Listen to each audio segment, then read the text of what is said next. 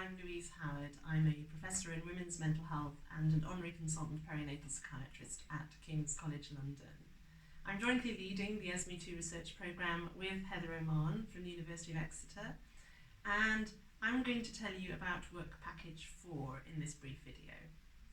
So this work package is aiming to use national data that's routinely collected and anonymised, and linking these sources of data from both maternity services and mental health services to examine the effectiveness of community specialist perinatal mental health teams as they were implemented across England.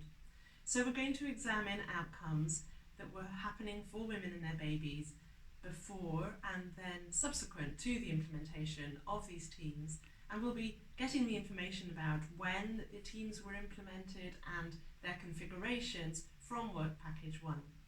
So using this national data, we're going to be able to look to see whether the implementation of these specialist teams improved access to mental health services for women with mental health problems in pregnancy and the year after birth.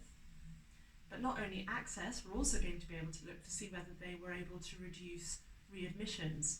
And readmissions occur particularly in the postnatal period because certain conditions are associated with significant risk of postpartum psychosis and other severe mood disorders such as severe depression.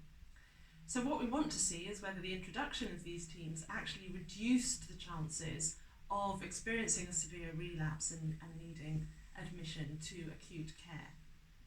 And finally, we're also going to be able to look at whether implementation of these teams changed birth outcomes for women with a history of mental illness. And for all of these analyses, we'll be able to adjust for maternal characteristics such as socioeconomic status, age and ethnicity.